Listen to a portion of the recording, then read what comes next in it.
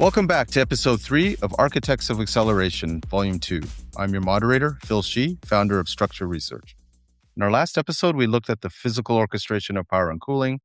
Today, we're moving into the digital nervous system that enables that orchestration. We are exploring the data behind the day-to-day, the IT systems, sensors, and visibility required to maintain uptime at scale. Joining me are Preston Burkhalter, VP of Data Center Technology at Applied Digital, and Josh Rossow from the operations team at Applied Digital as well. Gentlemen, visibility is what enables performance. Let's dive into how you turn raw signals into operational confidence. Preston, we'll start with you. If visibility enables consistent performance, how does your IT architecture specifically support operational awareness? How does it differ from a traditional setup that you may have worked in or built in the past? Thanks for the question, Phil. At Applied Digital, we design for extremely high availability. The systems that we support require near real-time data delivery. That means resilience not just at the power and cooling layer, but across the entire digital stack, from the hardware to the software. Our monitoring systems, data systems, identity systems, and other core platforms are all built with that availability standard in mind. Operational awareness to us is multifaceted. It's not just dashboards, it's infrastructure visibility, security posture, network health, telemetry integration, and clear escalation paths for our team to follow, all working together. In partnership with our ops and security teams, we have a single integrated technology strategy that spans physical security, OT, network, servers, and customer-facing systems. In this overview, technology owns the architecture that is built with direct operational input from our teams. This allows us to consolidate our data into a common operating picture. Our operators are not logging into 5 different screens and different tools to understand the health and performance of the facility. They have one cohesive view that supports fast and confident decision making. So, Josh, across a facility of this scale, the sheer volume of data is quite obviously is massive. Can you describe the sensor networks and telemetry you have running across the campus? Yeah, that's exactly right, Phil. There is a massive amount of data being generated. And the thing to keep in mind is that each one of these data points is measuring something physically out in the data center.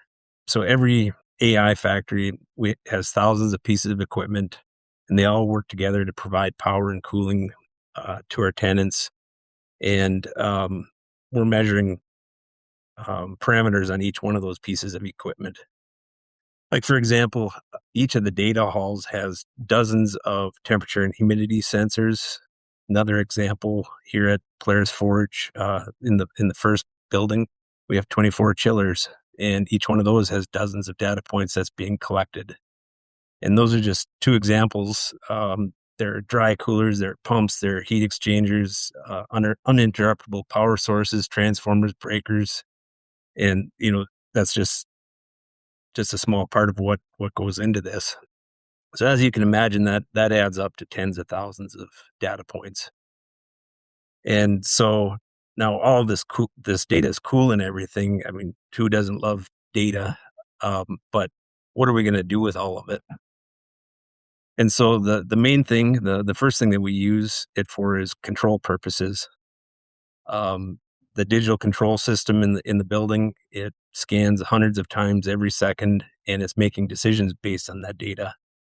Like, for example, if the condenser water temperature is above a certain point, it starts a dry cooler, or maybe it slows down a pump or speeds it up to maintain an exact temperature for the chilled water.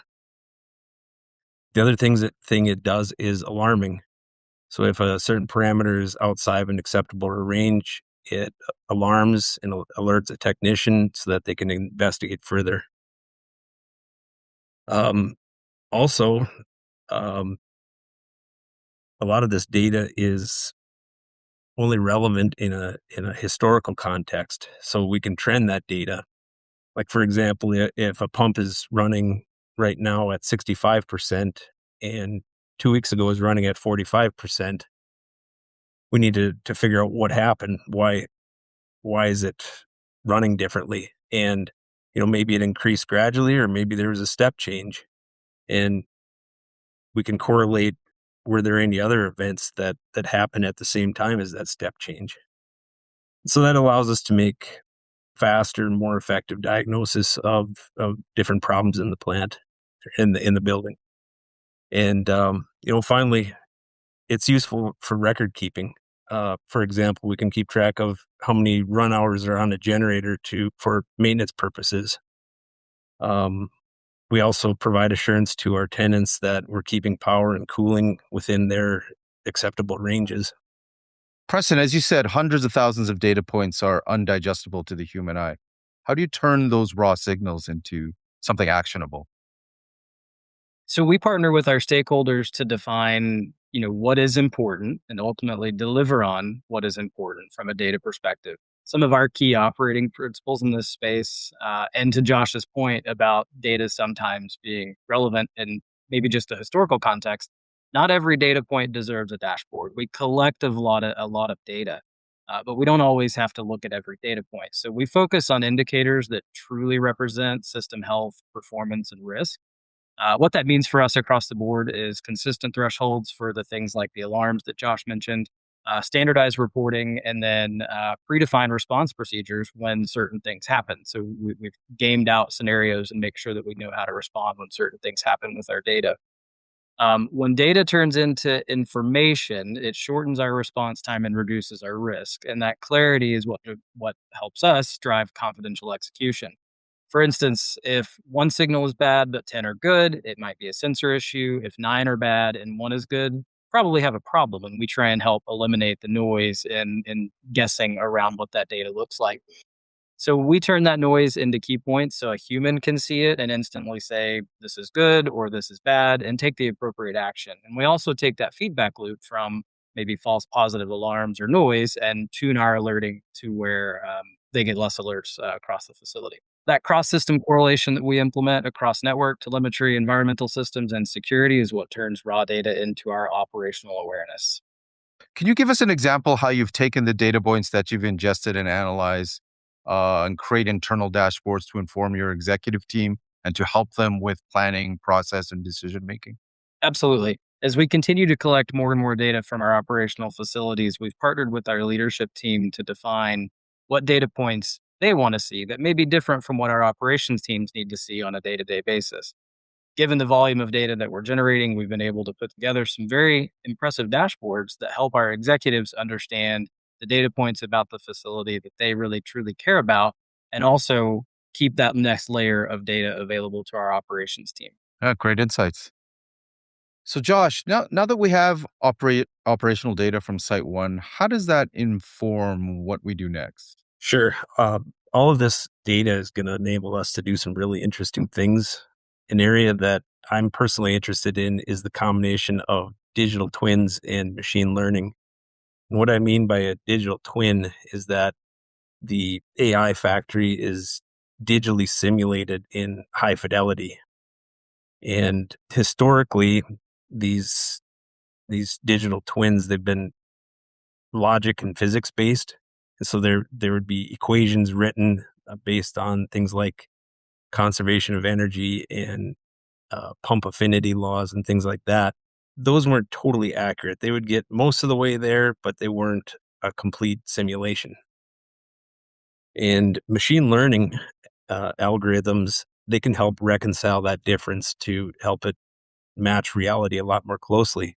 So machine learning is very good at recognizing patterns, and but they need data to be able to recognize those patterns or learn what they are. And so we can use our historical data to train the models what normal looks like and what abnormal looks like. And so then once we have this digital twin, this simulation, there are a lot of interesting things that we can do.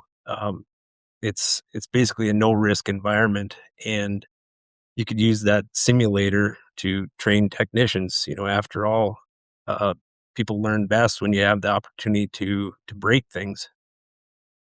We can also simulate procedures in abnormal conditions. For example, if we have a loss of utility, it sets off a cascade of events, and it can get complex pretty fast. And so we can simulate those kinds of things. We can also simulate design and configuration changes. For example, if someone had a idea to reduce PUE, we could simulate that and find out maybe there are some unintended consequences.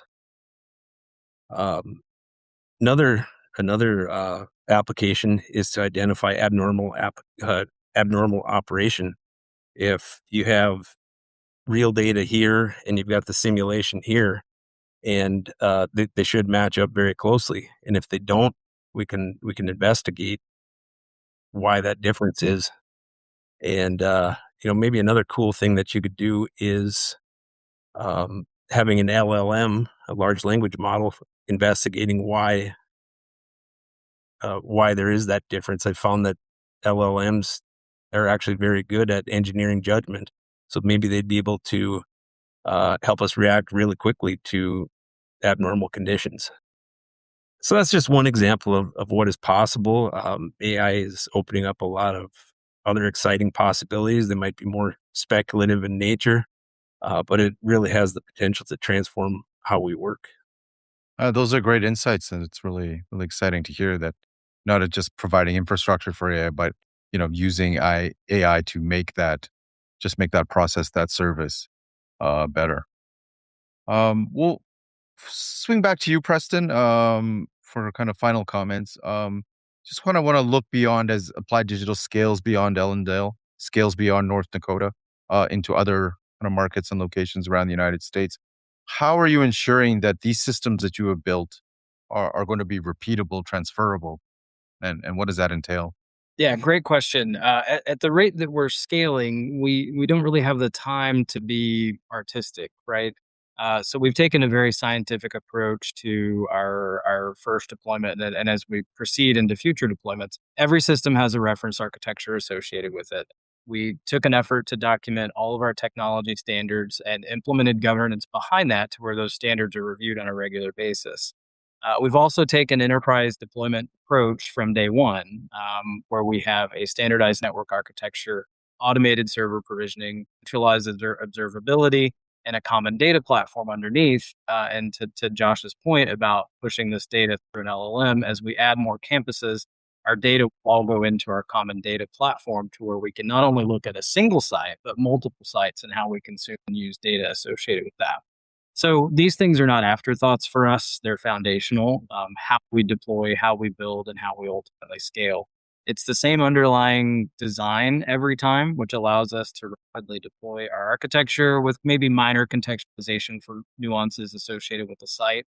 And then as we scale into Polaris Forge and then Delta Forge, we're not having to rethink our technology stack because we know what we're going to do. We know how we're going to deploy it. We're executing on a proven model.